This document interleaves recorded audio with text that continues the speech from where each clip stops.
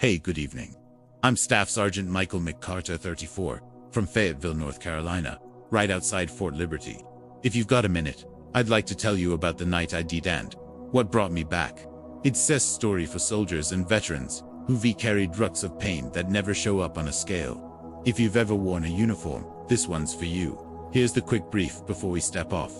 I pushed my body too hard, chasing strength I didn't need. A training supplement, a heat wave after a ruck, and a locker room floor became my battlefield. I flatlined, floated above my own body, and met a guide who told me Earth is a school. Then a brand new medic refused to let me go, and a prayer dragged me home. I grew up in a house where at ease didn't exist, only orders and consequences. My dad was armied to the bone. The walls had rank before I did. I learned early that tears were a luxury and silence was armor.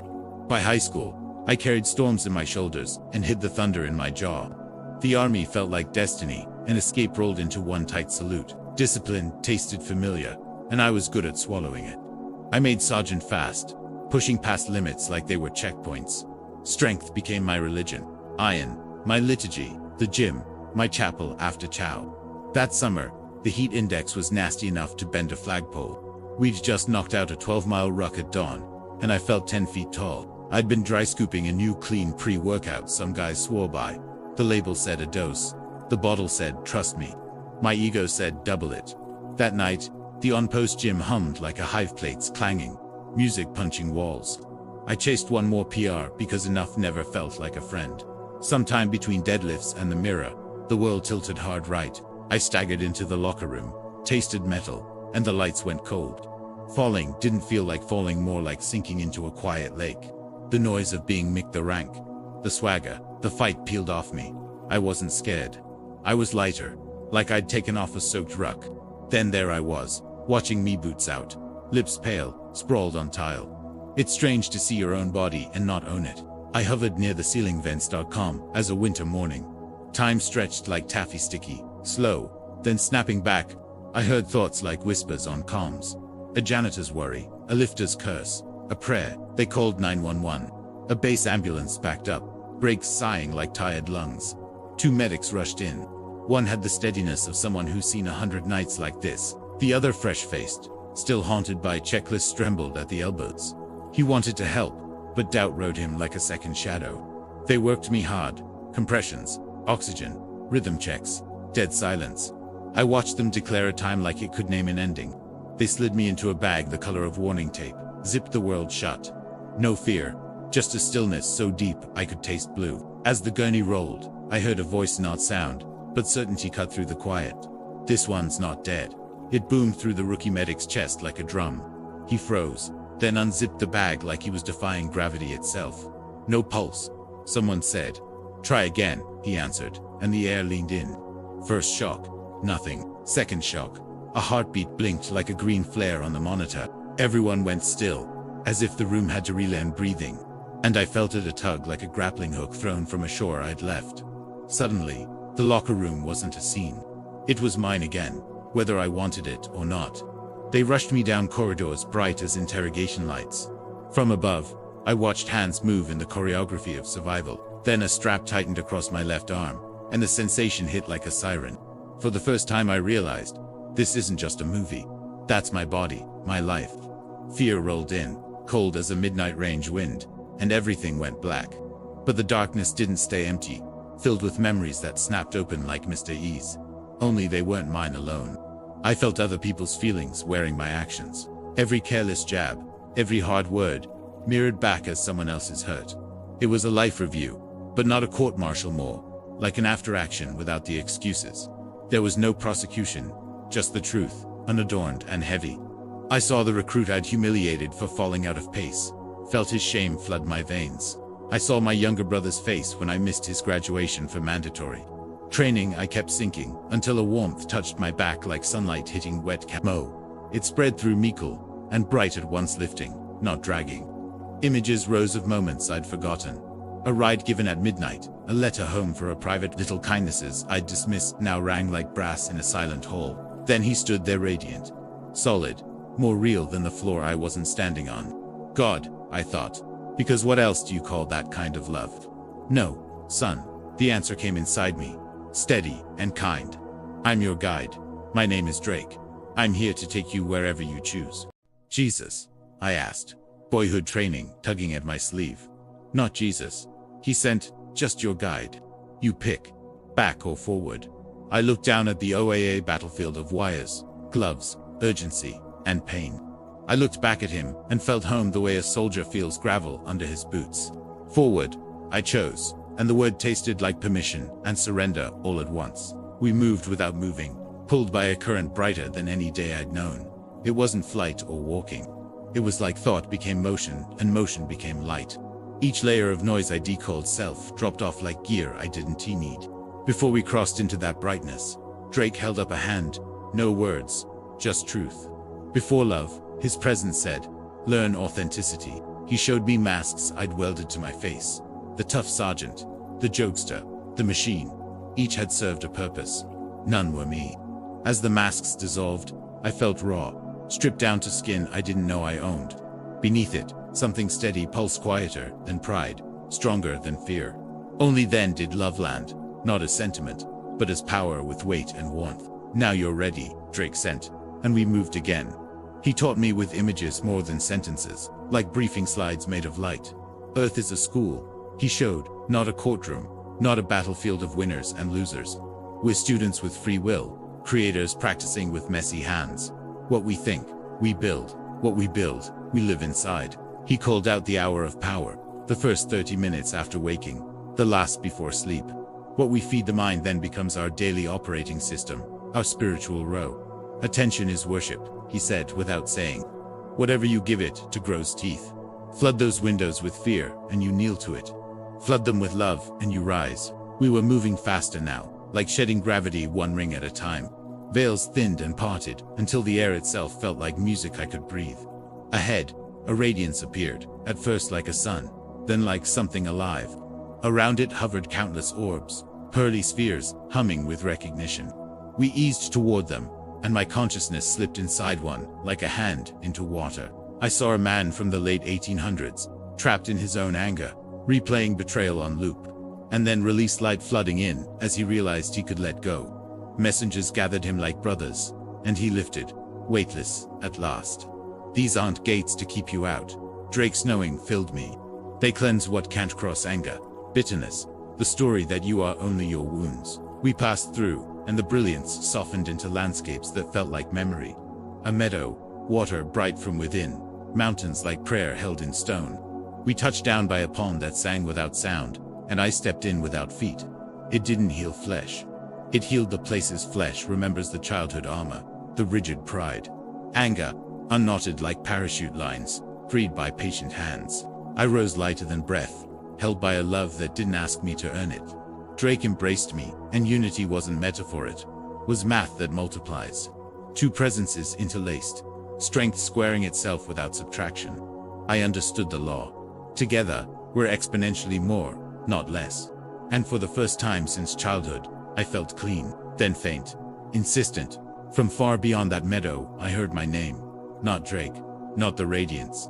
Someone calling from Earth with a grip like rope. It was my little brother, Evan, a Marine who prays like he shoots steady, unflinching. His love for our mum surged through me and changed the physics. He'd dropped to his knees by a vending machine in a hospital corridor. I saw his hands clench, jaw steel, eyes wet, whispering, "Don't take him. Not yet." Love has its own gravity, stronger than duty, stronger than death. And it pulled me like a rip current through silk. The meadow folded away like a tent at dawn, and the hospital ripped back into place. Tubes, alarms, voices, a world of edges after a world of light. I woke with a gasp that felt like landing after too long in thin air. Panic took me by the throat. I ripped lines free like they were snakes. Nurses rushed in, then froze like they'd seen a ghost outrank them. To them, I was brain dead for days, now standing, pale and shaking. To me, they were kind strangers trying to hold back an ocean with towels. I wanted to run barefoot back into heaven until my feet bled. The darkest deployment of my life started then, not to a country, but back to Earth. Dying was easy. Coming back was advanced warfare with no manual. Heaven had been freedom. Here, the air felt heavy, like wet wool and old grief. Suicide whispered like a bad NCO, promising quick results. but I knew taking my life would shred the lesson plan mid-mission. So I did what soldiers do. I endured 1 hour, one breath at a time. I saw a doc who called my visions delusions, wrote antipsychotics in tight letters. As he scribbled, I felt a presence, a radiant older woman standing by my chair. She pressed a message against my conscience, gentle but relentless. I argued in silence, terrified of sounding unhinged to the guy with the prescription pad.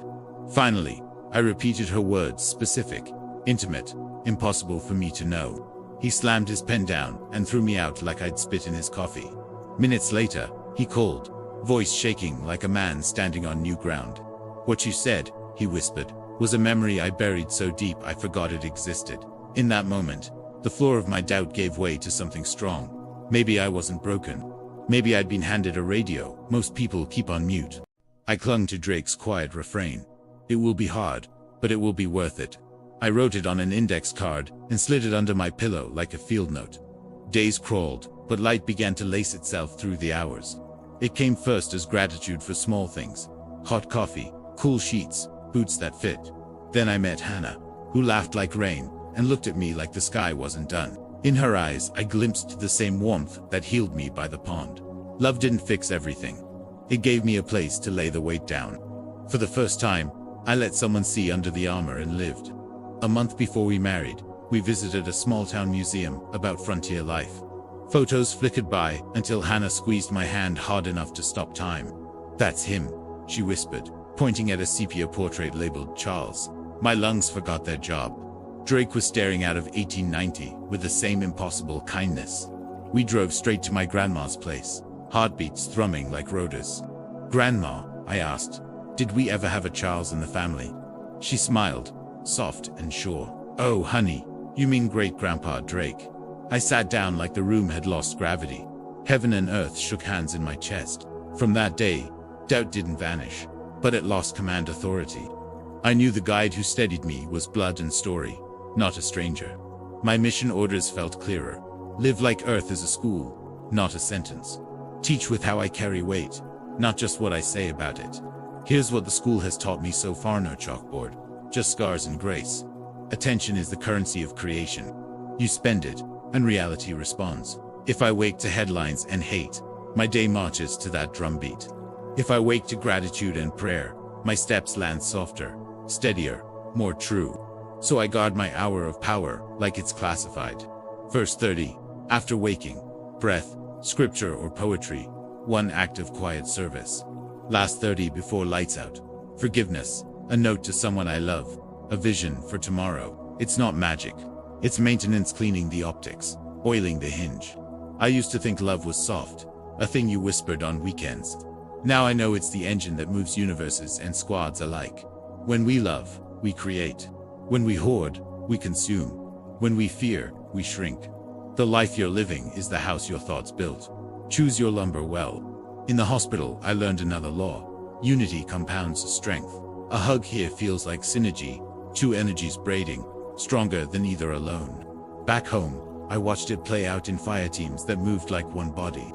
On patrol and in marriage, together beats solo every time. The gates I saw weren't pearl fences, they were cleansing rooms. Before you enter higher love, what can't survive, it falls away. Anger is a heavy vest. Bitterness is an old tourniquet you forgot to cut loose. Letting go isn't surrender. It's rearming with lighter gear. The life review wasn't a judge with a gavel. It was truth without spin. And the truth had teeth that didn't bite, only sharpened. I still reach out to the recruit. I shame to my brother, I disappointed. Atonement is a bridge you build from both sides until your footprints meet. Sometimes I still miss the meadow, like a kid misses summer in January. But I've learned heaven leaks through sparkles on water, a child's laugh in a PX line. It leaks through the silence after a folded flag and the song of taps at dusk. The veil is thinner than we think. Love makes it thinner still. If you're a soldier listening, you might be carrying a story you don't tell. Maybe you left a piece of your soul in a place the map doesn't show. Maybe you died a little and came back angrier, or quieter, or numb. Hear me, you're not ruined, you're enrolled. The school hasn't let you out yet. So try this tomorrow at 0500, before the world logs on. Put your hand on your chest and swear in your own breath. I will create with love. Say it like an oath you mean to keep when it's raining and the truck 1T start. Then watch what answers, maybe not fireworks, but a steadying of the ground. Sometimes I visit that gym, the one that became a doorway. I nod at the kid loading plates, like worth is a number you can lift. If he catches my eye, I say, don't mistake the armor for the man. He smiles like he understands, and loads another 10. I looked for the rookie medic for months, and finally found him at a coffee shop near base. He still had the tremble only now. It was a kindness in his hands. I told him what I heard through him. This one's not dead. His eyes filled and spilled. And we sat there like brothers without needing the blood. I still screw up. I still talk too sharp when I'm tired, and forget to listen twice. But I correct my course faster now. Apologize like it's a muscle I'm training. I don't worship iron anymore. I steward it. Strength isn't what I lift. It's what I carry for others. At home, Hannah and I keep a photo of great-grandpa Drake by the door. Every time I leave, I swear I feel a nudge between my shoulder blades. Authenticity before love, the nudge says. Like a pre-mission check. Because love without honesty is theater, and theater won't win a war. When Evan calls from the road, we pray like we're on the same channel. We name the people we've hurt, and forgive them for hurting back. We thank God for rookie medics, and stubborn hope, and the laws that hold when we hang up. The air feels cleaner, like we just hosed mud off our boots. I used to think faith was for Sundays and funerals. Now I think faith is the courage to build with materials you can't see yet. It's the choice to create when consumption would be easier. It's the discipline to aim attention where love can multiply. If you're standing on the edge of something dark right now, hear me clearly. The voice that said, "This one's not dead," didn't just mean my pulse. It meant the part of me that can still create, still forgive, still love. That part isn't dead in you either. It's waiting for orders. So here's mine, the clearest mission I've ever received. Earth is a school. We're here to practice creation with our thoughts and our love. Guard your hours of power. Lay down what can't cross the gate. Move together. When in doubt, choose the thing that builds. That's how you come home. And if anyone asks about miracles, tell them this. A rookie medic tore open a bag because love outranks fear. A guide named Drake walked me to the edge and taught me how to live. And my brother's prayer changed gravity. That's more than enough for me.